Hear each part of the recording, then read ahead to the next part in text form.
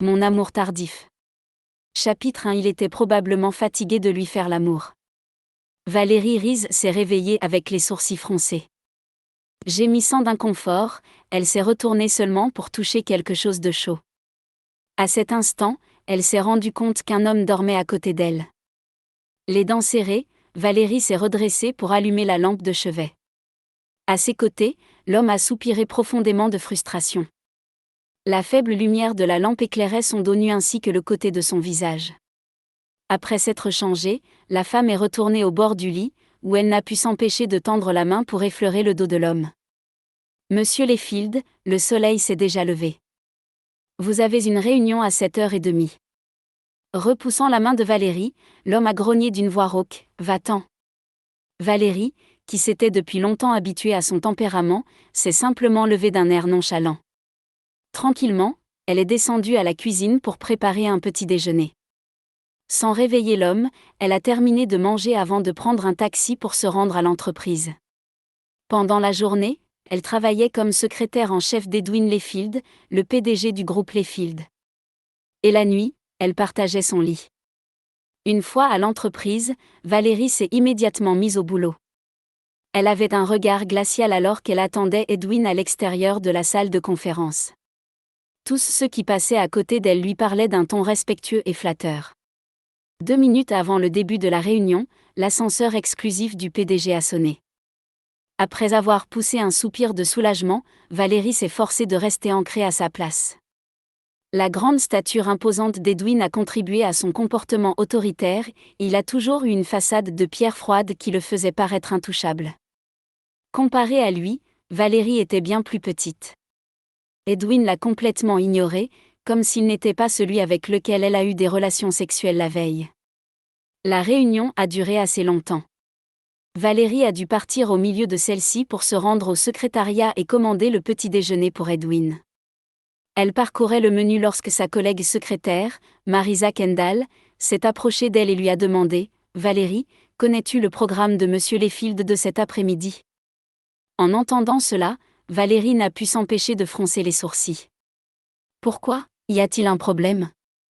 Marisa a fait un claquement avec sa langue avant de murmurer. Plus tard, Monsieur Lefield doit dîner avec Brent, le président de Shin Corporation. Il a fallu un certain temps à Valérie pour se rappeler qui était Brent. Brent Clark était bien connu pour sa tendance à harceler sexuellement les employés.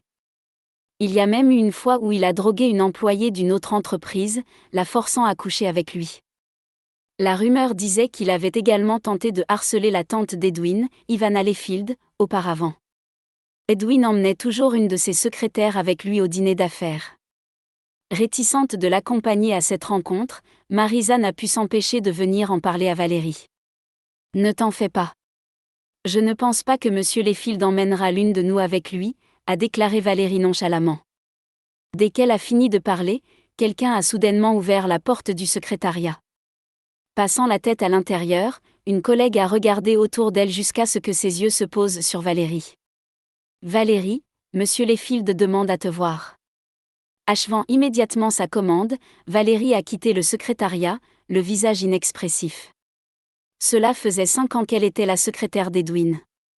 Peu de temps après qu'elle avait rejoint l'entreprise, ils ont eu des relations sexuelles dans le bureau, marquant le début de leur étrange arrangement. Elle avait eu affaire à plusieurs clients difficiles au cours des dernières années, mais Edwin ne lui avait jamais demandé de se livrer à des activités louches. Lorsque Valérie est entrée dans son bureau, Edwin n'a même pas pris la peine de lui accorder un regard. Il a continué à signer des documents en lui ordonnant « Prépare-toi. Tu me rejoins pour le dîner ce soir. » À ces mots, Valérie n'a pu s'empêcher de se figer. Alors qu'il n'a obtenu aucune réponse d'elle, Edwin a enfin levé la tête pour la regarder, fronçant les sourcils. « Valérie ?» Reprenant ses esprits, Valérie a enfin répondu « Oui, monsieur. » L'homme lui a lancé un dossier et a demandé « Depuis combien de temps travailles-tu pour moi ?» Bien qu'abasourdie par sa question, Valérie a répondu « 5 ans. » Tu travailles pour moi depuis longtemps, donc tu devrais déjà connaître ta place. Fais ton travail correctement, d'accord ? Oui, monsieur. Cela dit, Valérie a quitté le bureau avec un visage impassible. Ses mains étaient froides et tremblantes. Il semblait qu'Edwin en avait assez d'elle et cherchait une excuse pour la donner à un autre homme. Elle est retournée au secrétariat, où elle a passé tout l'après-midi à lutter contre sa hésitation. Avant la fin des heures de travail, elle a fourré un poignard dans son sac. Si Brent la droguait, elle n'hésiterait pas à se défendre.